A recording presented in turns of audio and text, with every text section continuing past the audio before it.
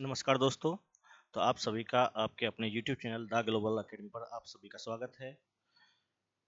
तो आज क्लास में हम सिंपलीफाई करने वाले हैं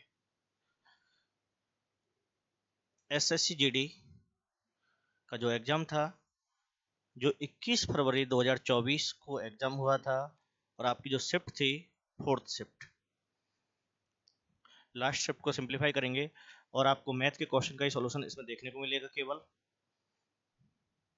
और आज क्लास का जो पहला क्वेश्चन है वो है आपका डिस्काउंट एमआरपी का। एक खिलौने का वास्तविक मूल्य 25 रुपये है, लेकिन यह 30% की छूट के साथ बेचा जाता है, तो खिलौने का विक्रय मूल्य कितना है? कि आपको खिलौने का वास्तविक मूल्य कितना दे रखा है? 25 दे रखा है, 25 रुपये हो गया। और इस पे जो डिस्काउंट चल रहा है 30%। डिस्काउंट का अर्थ क्या होता है? इतने परसेंट की पैसे आपको नहीं देने। जितने परसेंट डिस्काउंट चल रहा है तो उतने परसेंट के पैसे नहीं देने होते। तो 30% का डिस्काउंट है तो आपको 30% के पैसे नहीं देने, तो कितने के देने हैं? 70%। सिंप्लीफाई करेंगे, एक जीरो से एक जीरो कैंसिल, 25 गुना में 7 175 आएगा, डिवाइड 10 रहेगा, डेसिमल लगा देंगे तो 17.5 रुपये। तो आपका यहाँ पर ए ऑप्शन क्या होगा? सही होगा। यहाँ पे जो फॉर्मूला वर्क करता है वो रहेगा आपका एमआरपी मार्केट प्राइस मल्टीप्लाई होता है 100 minus discount percent divide by 100, जो इक्वल किसके हो जाता है? ये इक्वल आपका रहेगा सेलिंग प्राइस। अगर हम फॉर्मूले की बात करते हैं तो इस तरीके से सॉल्व होता है। आपका सेकंड क्वेश्चन रहेगा, सुरेश एक कार को 36% की हानि पर बेचता है,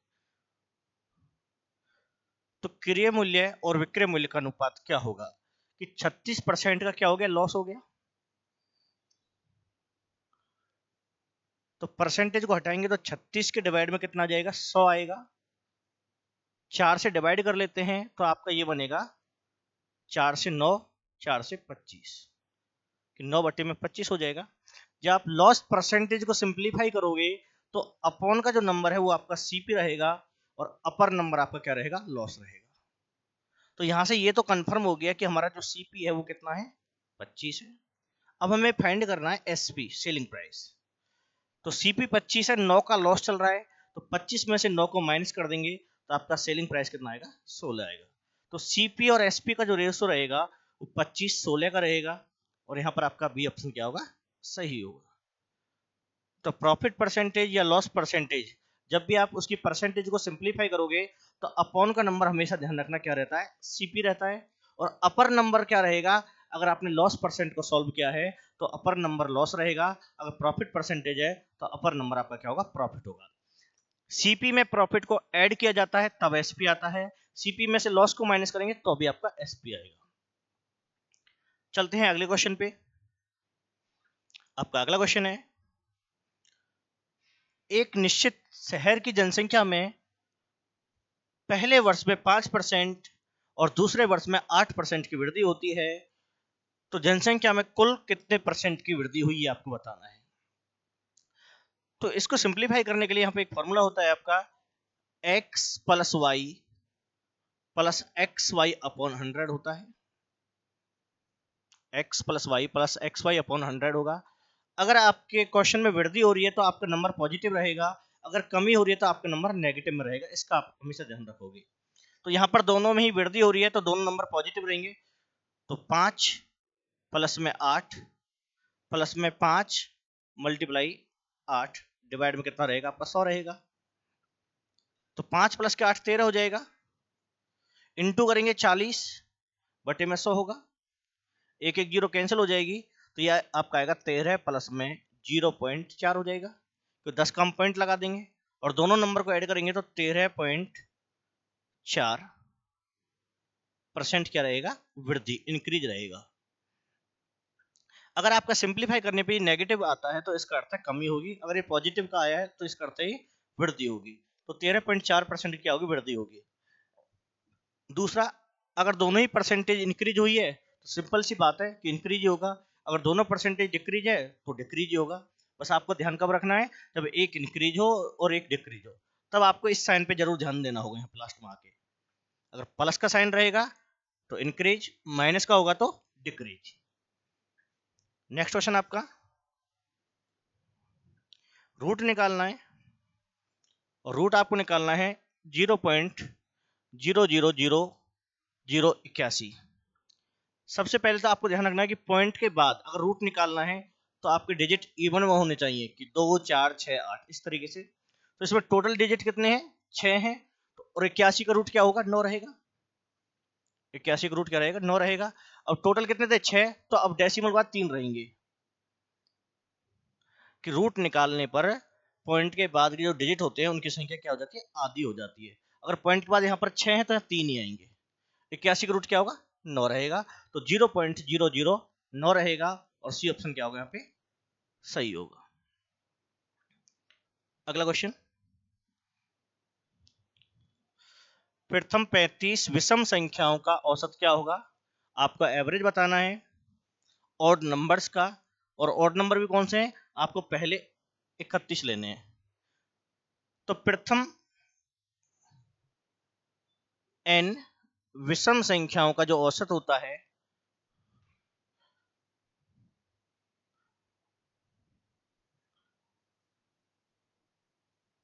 n ही रहता है। कहने का अर्थ है अगर आप विषम संख्याओं का औसत निकाल रहे हो, एवरेज निकाल रहे हो, और आपको जो विषम नंबर ऑड नंबर जो गिवन है फर्स्ट वाले ही गिवन है, तो उनका एवरेज उतना ही रहता है जितनी आप संख्या लेके चल रहे हो। तो आपने कितनी संख्या ली है, 31 ली है, तो n का मान 31 हो गया, तो आपका जो एवरेज आएगा वो भी कितना रहेगा, 31 ही रहेगा। तो ऑड नंबर्स का जो एवरेज रहेगा वो क्या होता है, n ही होता है। अगर मैं इवन की बात करूं, सम नंबर्स की बात करता हूं, प्रथम n लगातार सम संख्याओं का औसत, अगर मैं इवन नंबर्स की बात करता हूं तो इनका जो एवरेज रहेगा वो क्या रहेगा, n प्लस में 1, कि आप जितने नंबर लेके चल रहे हो उसमें एक की क्या हो जाएगी, वृद्धि हो जाएगी। अगर ये 31 इवन होते, सम होते, तब इसका आंसर क्या होता, 32 रहेगा। लेकिन विषम है तो आंसर 31 रहेगा, आपका ए ऑप्शन क्या रहेगा यहाँ पे, सही होगा। तो दोनों फॉर्मूले ध्यान रखने हैं आपको। तो विषम संख्याओं में n ही आंसर रहेगा जितनी संख्या है, और सम में क्या रहेगा, n प्लस 1 रहेगा। इससे आगे आपका अगला क्वेश्चन है, आपको इक्वलिटी में दे रखा है कि 4m बराबर 5n बराबर 20c। तो m ratio n ratio c का मान पूछा है। 4m बराबर 5n बराबर 20c। जब भी इक्वलिटी में आपको दे रखा हो और रेसो निकालना हो तो आपको क्या करना होगा, अपने नंबर्स जो हैं उनका एलसीएम निकालेंगे सबसे पहले। नंबर्स क्या है, 4, 5 और 20। इसका जो एलसीएम आएगा वो 20 ही आएगा। अब रेसो जब बनाओगे आप, m ratio n ratio c, तो क्या करना होगा, 1 बाई 1 डिवाइड कर देंगे। तो 20 को पहले 4 से भाग करेंगे, तो 4 से जब 20 को भाग करोगे 5 आएगा, 5 से भाग करोगे तो 4 आ जाएगा, और 20 से भाग करोगे तो 1 आ जाएगा। तो m ratio n ratio c हमारा कितना आएगा, 5 4 1 आएगा, और आपका ए ऑप्शन क्या होगा, सही होगा। अगर दो अल्फाबेट इक्वल हो, 3 हो, 4 हो, तो उनका रेशो निकालने के लिए उन संख्याओं का क्या करते हैं, पहले एलसीएम निकाला जाता है। एलसीएम निकालने के बाद 1 बाई 1 उनको क्या कर देते हैं, डिवाइड कर देते हैं। लेकिन आपको ध्यान रखना होगा, आपकी ये जो नंबर है वो क्या रहने चाहिए, मल्टीपल में होने चाहिए। इससे आगे आपका अगला क्वेश्चन टाइम एंड डिस्टेंस का क्वेश्चन है कि दो कारें एक ही बिंदु से चलना शुरू करती हैं और एक दूसरे से विपरीत दिशाओं में यात्रा करती है। कि एक पॉइंट हो गया, एक कार इधर जा रही है तो एक कार इधर जा रही है, इट मींस दोनों की डायरेक्शन क्या है, अपोजिट है। अगर डायरेक्शन अपोजिट है तो स्पीड जो होती है, चाल, हम उस चाल को प्लस कर देते हैं दोनों कारों की। अपोजिट डायरेक्शन में स्पीड, चाल जो होती है उसको प्लस कर देते हैं, तो 40 प्लस में 50, तो स्पीड हो जाएगी 90 किलोमीटर पर आवर। पूछा है तो 5 घंटे बाद वे दोनों एक दूसरे से कितनी दूरी पर होंगी। तो टाइम कितना दे रखा है, 5 घंटे। डिस्टेंस पूछिए कि उनके बीच की दूरी क्या होगी, और डिस्टेंस का फॉर्मूला आप भी जानते हो क्या रहता है, स्पीड इनटू में टाइम होता है। तो स्पीड है आपकी 90 और टाइम कितना है 5, इनटू कर लेंगे 450 किलोमीटर। तो अपोजिट डायरेक्शन में स्पीड को प्लस किया जाएगा और सेम डायरेक्शन में स्पीड को माइनस किया जाएगा। तो 450 किलोमीटर आपका यहां पर भी ए ऑप्शन क्या होगा, सही होगा। इससे आगे आपका अगला क्वेश्चन 8 क्वेश्चन।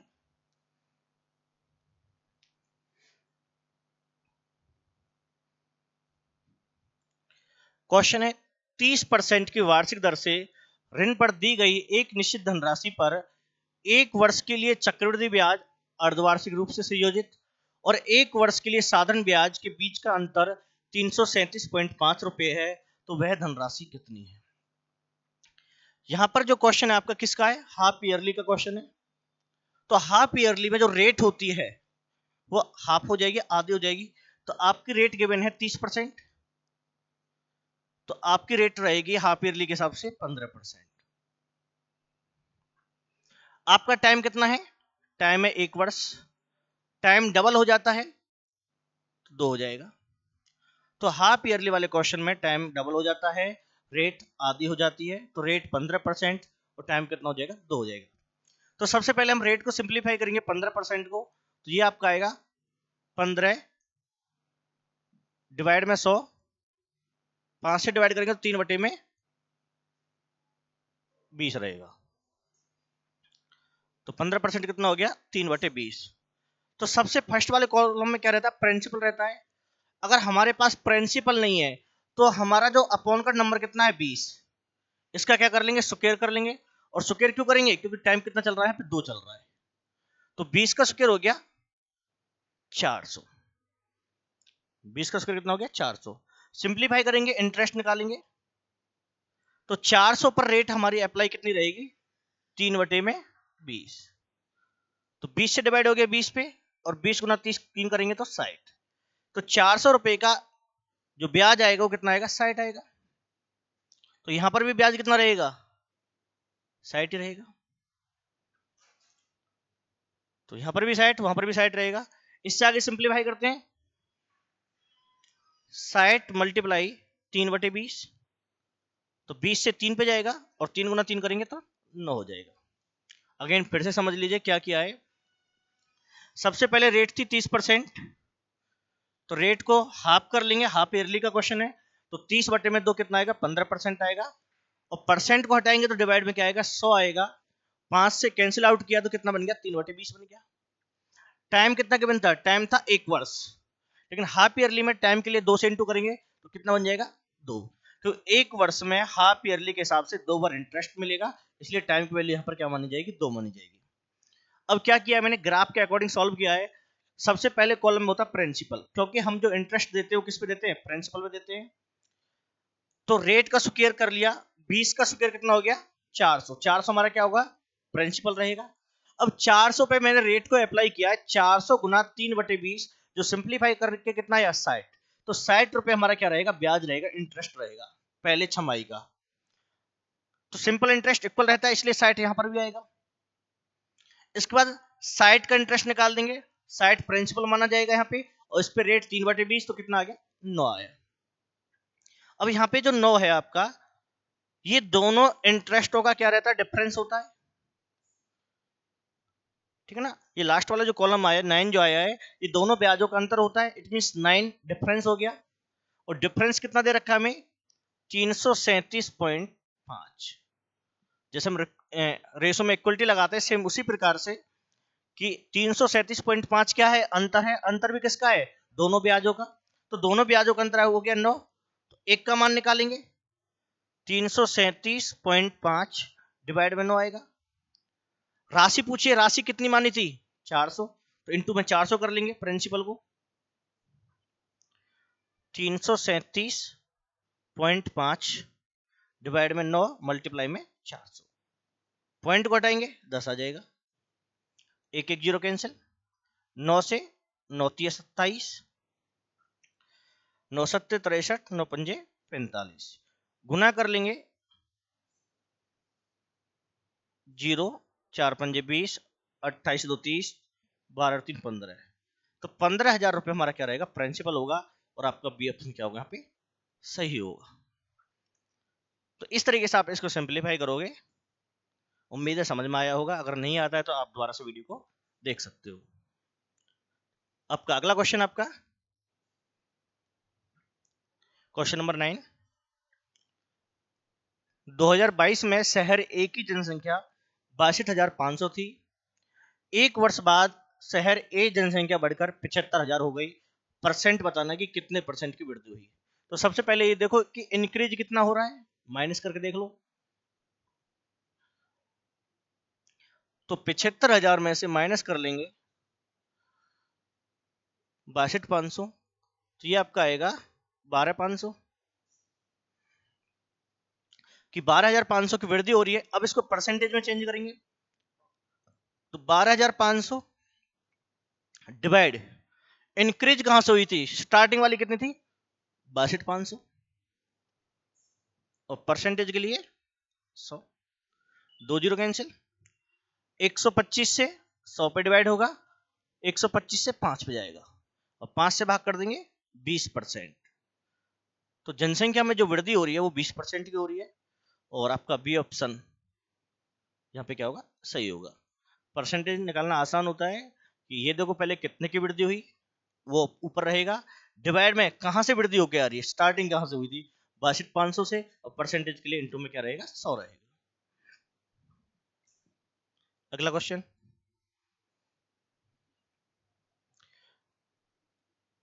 तो पहला क्वेश्चन भी एमआरपी का था, अब फिर से क्वेश्चन एमआरपी का आया है कि एक वस्तु का अंकित मूल्य 640 रुपए है, इस पर डिस्काउंट चल रहा है 37.5 का, तो एसपी पूछा है। तो फॉर्मूला क्या था, एमआरपी सबसे पहले 640 मल्टीप्लाई 100 में से इसको माइनस कर लेंगे 37.5 को, तो ये आपका आएगा 62.5, परसेंट को हटाने के लिए 100 बराबर एसपी। कि पहले क्वेश्चन में बताया था जितने परसेंट का डिस्काउंट होता है उतने परसेंट के पैसे नहीं देने होते, और जो परसेंट 100 में से माइनस होके बचेगा उतने की पेमेंट करते हैं, और वही हमारा क्या होता है, सेलिंग प्राइस। पॉइंट को हटा लेंगे 10 आ जाएगा, 25 से 4, 25 से 25, 0 से 0, 4 से 16, 16 पंजे 80, 8 बचेगा, 32 और 8 40, तो 400 रुपए यहां पर क्या रहेगा, एसपी आपका विक्रय मूल्य रहेगा। तो फिर से फॉर्मूला क्या होगा आपका, एमआरपी रहेगा, इनटू में क्या होता है 100 माइनस डिस्काउंट परसेंटेज, कि जितने परसेंट का डिस्काउंट चल रहा है उसे 100 में से क्या कर देते हैं, माइनस करते हैं, और उस परसेंट को हटाने के लिए डिवाइड में 100 रहता है, जो बराबर क्या होता है, सेलिंग प्राइस आपका रहता है। इससे आगे आपका अगला क्वेश्चन, क्रय मूल्य और विक्रय मूल्य के बीच का अंतर 132 रुपए है, कि डिफरेंस दे रखा है सीपी और एसपी का। अगर ये डिफरेंस है या तो ये प्रॉफिट होगा या फिर ये लॉस रहेगा। यदि लाभ परसेंट 20% है तो विक्रय मूल्य क्या होगा, इट मीन क्वेश्चन में क्या हो रहा है, प्रॉफिट हो रहा है कितने परसेंट का, 20% का, और प्रॉफिट कितने रुपए का है, 132 रुपए का। तो 1% की वैल्यू निकाल देंगे, 132 डिवाइड में 20, सेलिंग प्राइस पूछा है, कॉस्ट प्राइस 100 होता है, 20% का प्रॉफिट हो गया तो सेलिंग प्राइस हो गया 120%। तो 120% की वैल्यू 132 डिवाइड में 20 इंटू में 120, तो 20 से डिवाइड हो गया 6 पे, 6 का इंटू करेंगे, 6 दूनी 12, 1, 18 एक 19, 1 7, 792 रुपए हमारा क्या रहेगा, यहाँ पर एसपी रहेगा, सेलिंग प्राइस रहेगा। तो बी ऑप्शन। आपको हमेशा ध्यान रखना है सीपी और एसपी के बीच का जो डिफरेंस होता है वो या तो प्रॉफिट रहेगा या फिर वो लॉस रहेगा। अब आगे क्वेश्चन में आपको गिवन करना है कि क्या दे रखा है, अगर प्रॉफिट परसेंट दे रखा है तो प्रॉफिट परसेंट के बराबर पुट कर देंगे, अगर लॉस परसेंटेज है तो लॉस के बराबर पुट कर देंगे। तो 20% 132 हो गया, एक का मान निकालेंगे, इसके बाद वो आपसे या तो सीपी पूछेगा या एसपी पूछेगा। अगर सीपी पूछता है तो 100 मल्टीप्लाई में रहेगा, अगर एसपी पूछा है तो सीपी 100 हो गया, 20 का प्रॉफिट हो गया तो एसपी आपका 120 बन जाएगा। और 120 का जो मान आया परसेंटेज का वो 792 रुपए है, बी ऑप्शन क्या है यहाँ पे सही है। नेक्स्ट क्वेश्चन आपका, अमन एक काम 28 दिनों में कर सकता है, तो वह कुल काम का कितना भाग 8 दिन में पूरा कर सकता है। अब यहां पर यह बोला गया है कि अमन 28 दिन में काम को करता है, तो सबसे पहला काम यही होगा कि 28 दिन में उसने कितना काम किया। तो यहाँ पर एफिशिएंसी हम जो मान के चलेंगे, अमन की एक ही मान के चलते हैं, तो तुलना करने के लिए कोई दूसरा तो है नहीं। तो अमन की क्षमता एक मानी, तो अमन ने कितना काम कर दिया 28 दिन में, तो 28 गुना के 1, 28, कि अमन ने 28 दिन में 28 काम कर सकता है, वह कुल काम का कितना भाग 8 दिनों में करेगा।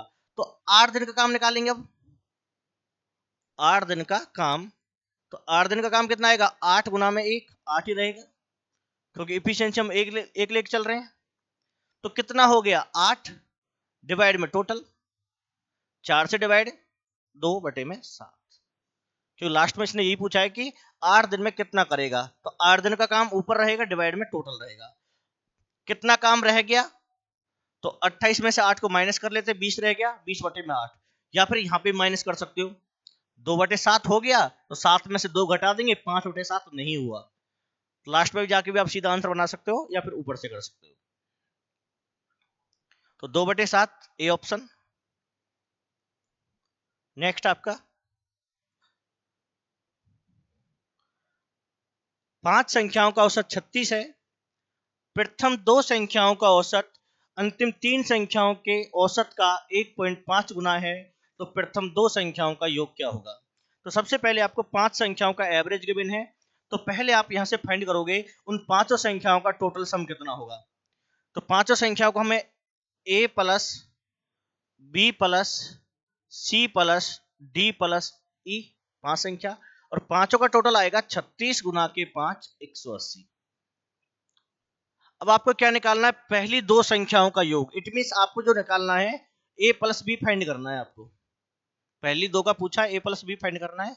अब क्वेश्चन को आगे पढ़िए, प्रथम 2 संख्याओं का औसत, प्रथम 2 का बनेगा a plus B divide by 2।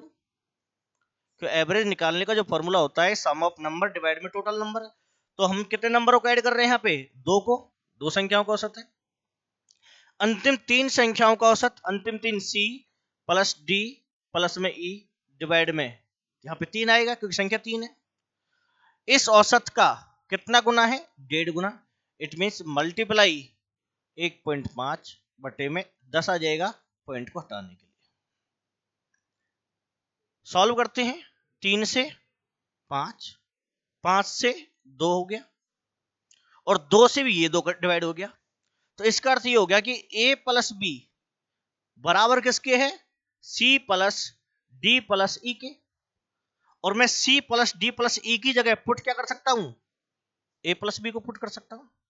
तो ऊपर से इक्वेशन क्या बन जाएगी अब, a प्लस बी और फिर से a प्लस बी, क्योंकि मैंने सी डी ई की जगह क्या लगा दिया, a प्लस बी लगा दिया, बराबर 180। तो यहां पर आपके 2 a हो जाएंगे और 2 ही b हो जाएंगे। इससे आगे हम 2 को कॉमन कर लेते हैं, तो a प्लस बी कितना हो गया, 180। तो a प्लस बी क्या आ जाएगा, 90 आएगा, 90। तो पहली 2 संख्याओं का जो सम रहेगा वो क्या होगा, 90 होगा। अगर मैं अंतिम 3 का पूछता हूं तो भी 90 रहेगा। क्यों रहेगा, क्योंकि यहां पर हमने प्रूफ कर रखा है, तो ये कंडीशन इक्वल है। अगर पहली 2 का 90 आया है, सी प्लस डी प्लस सी पिछली 3 का भी क्या होगा, 90 रहेगा। तो दोनों कंडीशन क्या है, इक्वल है। अगला क्वेश्चन आपका 14,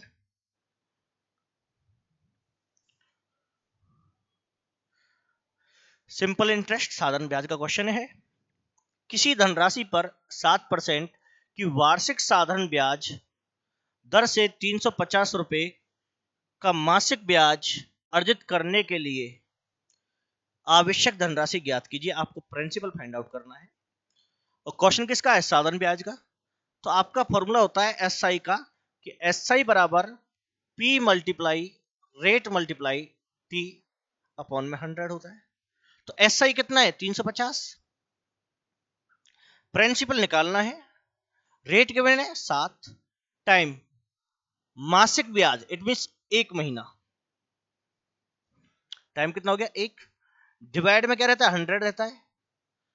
अब आपका टाइम किस में रखा था, मासिक है, डिवाइड में क्या रहेगा 12 रहेगा, क्योंकि वार्षिक रखना पड़ता है।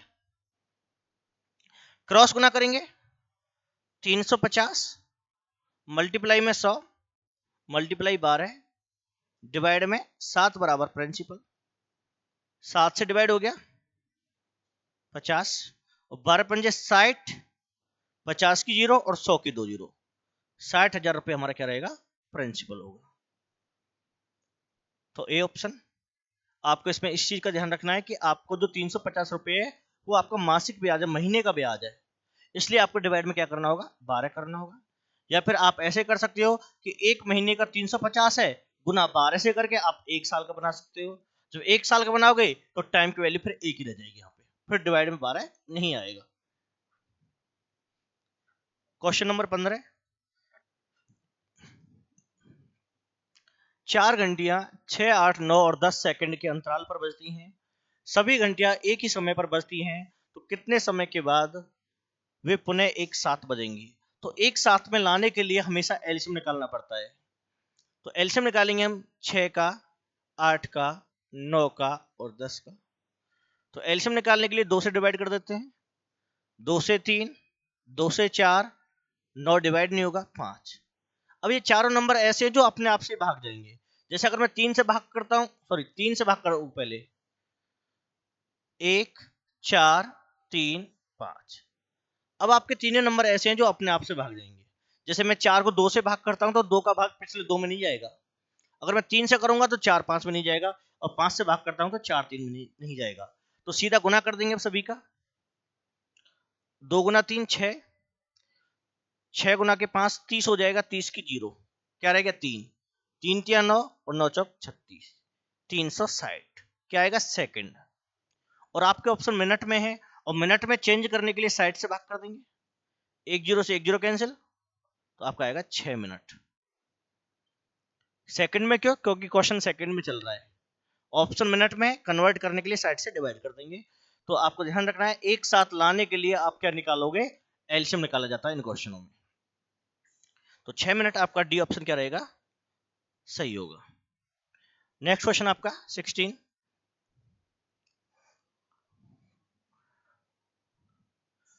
Z1, Z2 और Z3 एक काम को क्रमशः 100, 50 और 75 दिनों में पूरा कर सकते हैं।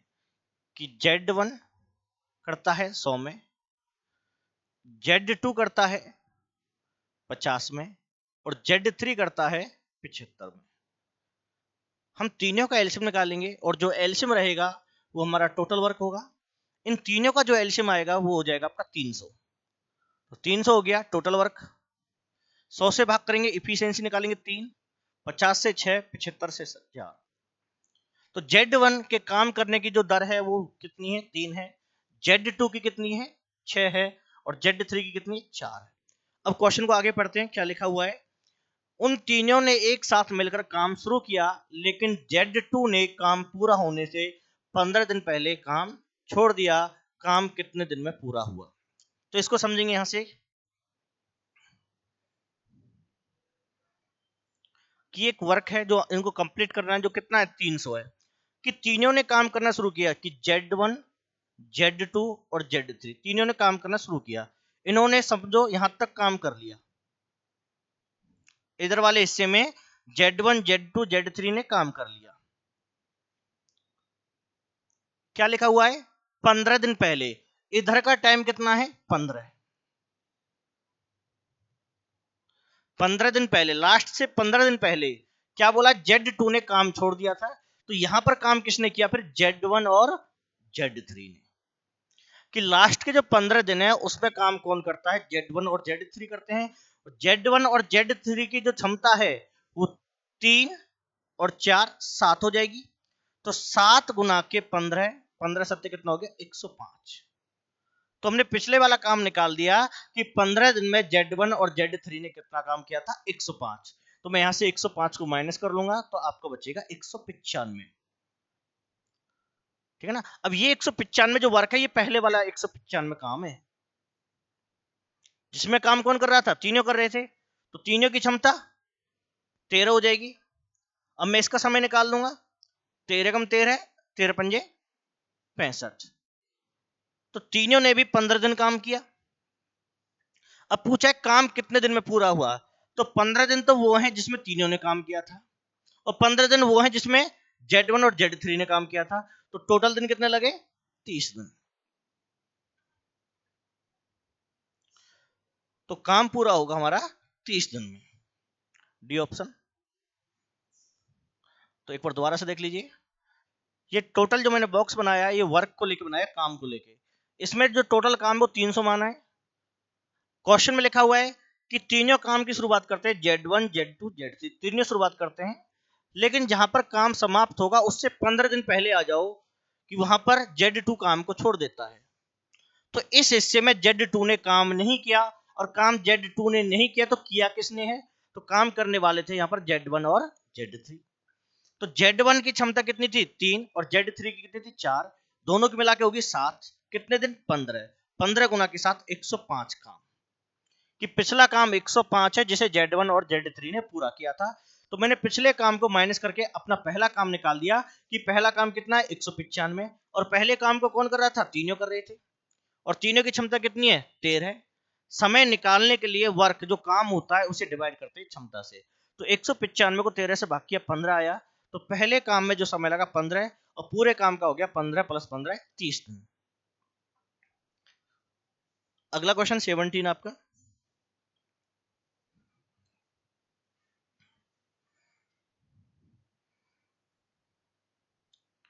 क्वेश्चन के बिना आपको 58 की पावर 29 को 5 से भाग देने पर शेषफल कितना होगा, ये आपका क्वेश्चन।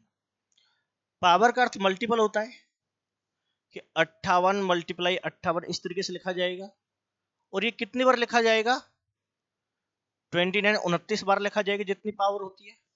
अगर मैं इसको 5 से भाग करता हूं तो मेरा रिमाइंडर 58 पे कितना आएगा, 3 आएगा, तो हर जगह का रिमाइंडर भी कितना आएगा, 3 ही आएगा।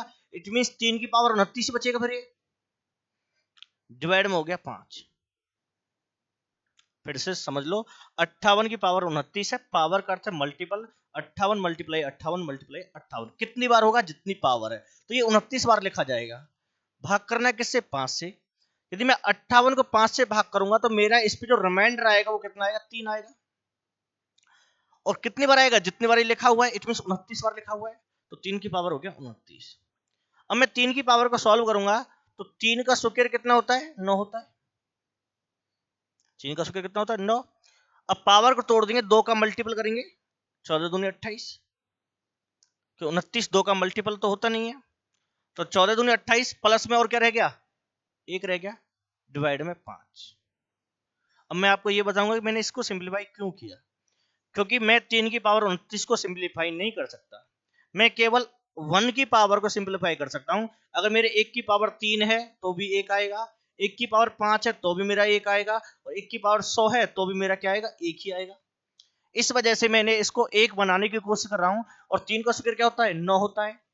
जब मैं 9 को 5 से भाग करूंगा तो 5 दूनी क्या बोलूंगा, 10 बोलूंगा, तो मेरा 1 आ जाएगा। तो मैं इस 1 को लाने के लिए मैंने 3 की पावर 2 को सॉल्व किया यहाँ पे।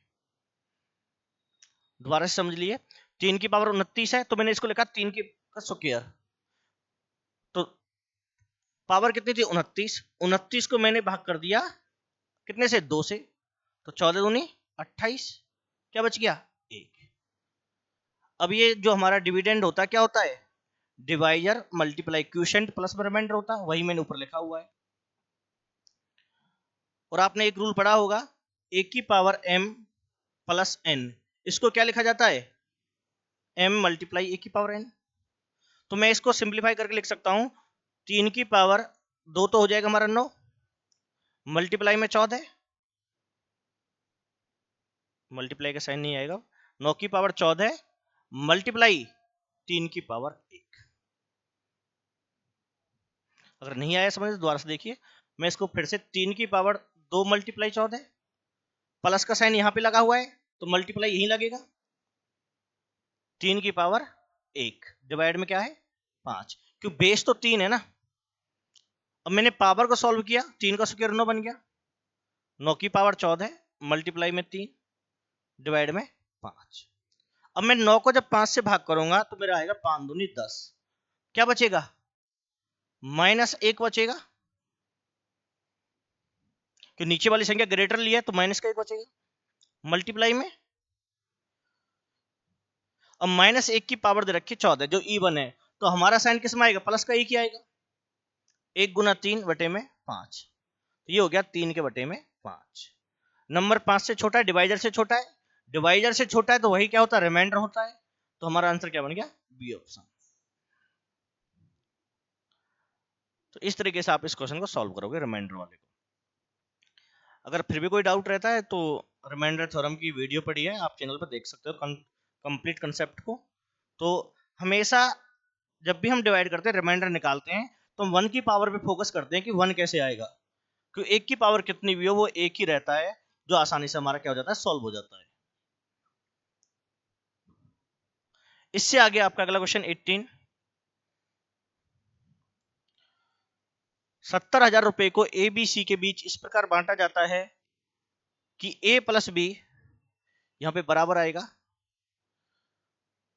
2:3 और बी रेशो सी दे रखा है 4:5। तो इसमें ए का हिस्सा क्या होगा? तो सबसे पहला काम होगा दोनों रेशो को एक करना। ए रेशो बी और बी रेशो सी को हम कन्वर्ट करेंगे ए रेशो बी रेशो सी में। दोनों में कॉमन क्या दे रखा है? बी को कॉमन कर रखा है, तो बी को बीच में रखना होगा, ए रेशो बी रेशो सी। जो भी कॉमन रहेगा इन दोनों रेशो में उसको बीच में रखा जाएगा। तो ए का मान क्या है? 2 है, बी का मान क्या है? 3, अगेन बी का मान क्या है? 4 और सी का मान क्या है? 5। यहाँ पे ये कॉलम खाली है तो डिजिट पीछे जाएगा 3, यहाँ पे खाली तो ये आगे आ जाएगा 4, 8 हो जाएगा, 12 15 मल्टीप्लाई करके हो गया 8 12 15। अब 70,000 रुपए को बांटा जाता है तो टोटल हो गया, टोटल कर लेंगे, 35 हो गया, जिसकी वैल्यू के मैंने आपको 70,000 रुपए। तो एक का मान निकालेंगे, भाग कर देंगे 35 से, 35 दूनी 70, 2000 आएगा। एक का हिस्सा पूछा तो ए में गुना कर देंगे, जिसका हिस्सा पूछा जाएगा उसी में गुना करेंगे, 8 दूनी 16,000। बी का पूछेगा तो बी में इंटू रहेगा और सी के लिए सी में इंटू रहेगा, तो 16,000 आपका B option. Next question 19। LCM निकालना है पावर के क्वेश्चनों में, और जो इससे पहले वाली शिफ्ट थी उसमें एचसीएफ पूछा गया था। तो एचसीएफ के लिए स्मॉलेस्ट पावर ली जाती है और एलसीएम के लिए बड़ी पावर को लेके चलते हैं। सबसे पहले कॉमन टर्म लेनी होंगी। कॉमन सब में 2 3 2 3 और 2 3 की सभी संख्याओं में जो कॉमन है वो 2 3 चल रहा है। तो 2 की पावर जो हाईएस्ट है 5 और 3 की पावर हाईएस्ट। तो एलसीएम के लिए आपको ध्यान रखना होगा हाईएस्ट पावर ली जाती है। अगर एचसीएफ निकालना होता है तो लोएस्ट पावर लेते हैं।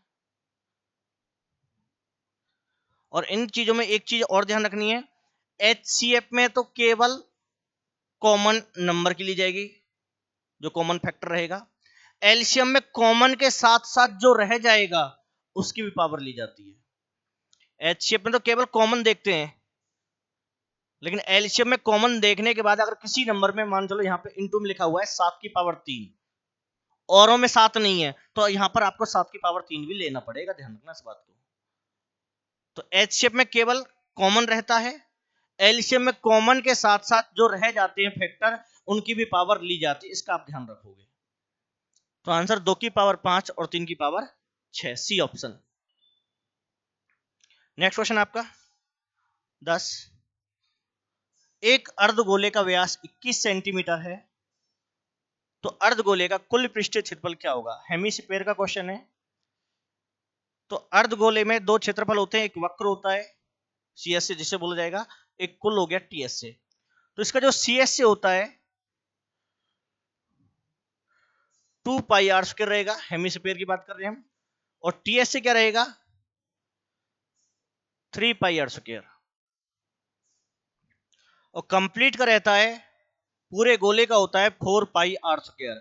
पूरे गोले का सी एस और टी एस सेम ही रहता है, लेकिन अर्धगोले के अलग अलग रहेंगे। सी एस में 2 पाई आर स्क्वायर और टी एस में 3 पाई आर स्क्वायर। तो हमसे पूछा है कुल, तो फॉर्मूला 3 पाई का मान 22/7, रेडियस आर, डायमीटर दे रखा है 21, तो रेडियस हो जाएगी 21/2, स्क्वायर है तो 2 बार लिखा जाएगा।